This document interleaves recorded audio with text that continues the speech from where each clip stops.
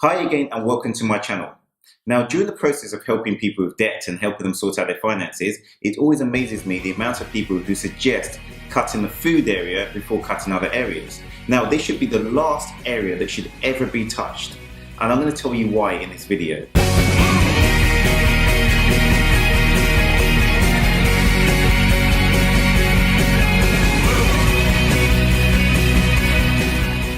I'll cut almost everything on my spend list before I even touch the amount of money that I spend on food.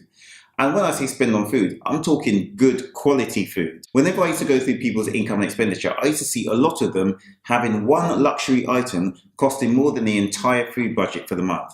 And when I say the entire food budget, I mean the entire food budget for a family, not just one person. When I saw one of the people that I was helping with a budget of £300 a month to feed a family of 4. That's less than £100 per person to give them good quality food. That really concerned me, especially when I can see luxury items appearing on their expenditure sheet. Now, I know there are people watching this video who are going to say, that is all I can afford to spend each month. And I know there are people who generally cannot afford more than that. I'm not talking about the figure. I'm not concentrating on the figure. The figure was an example. I'm talking about the spend ratio. What percentage of your outgoings each month is actually spent on food and what percentage is spent on other items. That area, the food area, should not be compromised for any other items, especially luxury items. When your spend on luxury items take up a large amount of your monthly outgoings, that is when there's a problem, because there is no way that any luxury item should compromise what you actually need to survive. In my household when I was younger, my dad was one of those people who liked to feel that he's getting a deal and getting a bargain.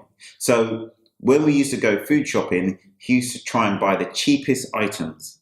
Now, it wasn't a case of us lacking in money, it was a case of my dad wanting to feel that he got a bargain. It's something that he liked to do. What he didn't realize, and what a lot of people don't realize, is what he was doing was compromising health in order to save a few pennies. When you're paying 3p or 3 cents for a tin of baked beans, or you're paying less than £1 or less than $1 for minced meat, you have to ask yourself, logically, what is in that tin or what is in that packet? Because there is a reason that these items are priced much lower than the equivalent items. If you're a meat eater, for example, and you go to a grocery store and you see the cheapest range of meat costing 10 times less than the most expensive range of meat, it is common sense that it is highly unlikely that the same quality of meat is in both packets. I'm not going to open up a debate about whether if you're spending more on a food product, whether it's better quality or not, because that will open up arguments on both sides. I'm focusing on the spend ratio of your outgoings each month.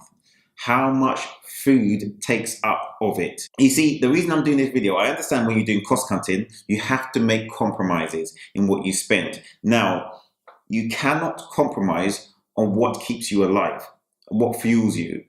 If you start cutting that area and then allowing your body to just have the cheapest, poorest quality fuel, you cannot expect it to function, or you cannot expect it to produce the way that you want it to produce based on you feeding it rubbish. If you were to buy a Ferrari or Lamborghini, would you fill it up with the cheapest, worst quality petrol?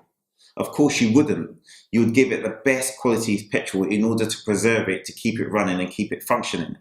If you were to have a £2,000 or $2,000 dress, would you throw it into the washing machine and put washing up liquid to wash it? Of course you wouldn't. You would clean it in the best possible way that you can to preserve that item. Your body is the most valuable item that you have, and to cut corners or scrimp on how much you spend to fuel it is to your own detriment. It should be receiving the highest quality food that you can afford to give it. And when I say afford, I'm not saying after you spend money on your iPhone or your car or your beauty treatments or your cigarettes or whatever luxury items that you spend your money on.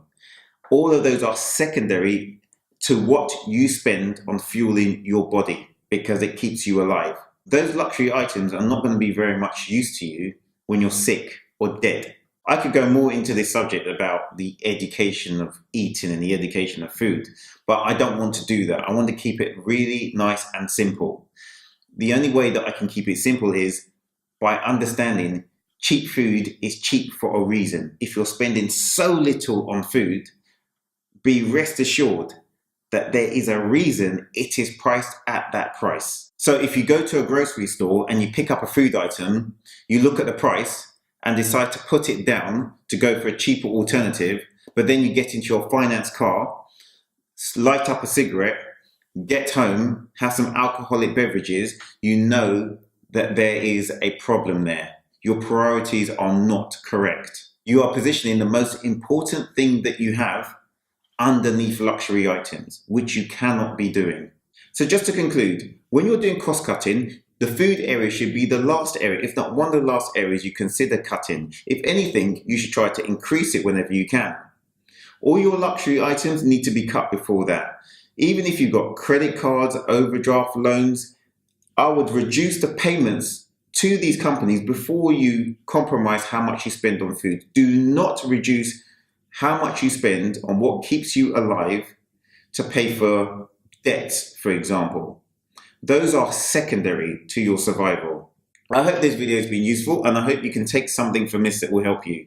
Please like, share, and please remember to subscribe. Put any comments that you have in the comments box and I'll try to respond to them all. Thank you for watching and have a great day.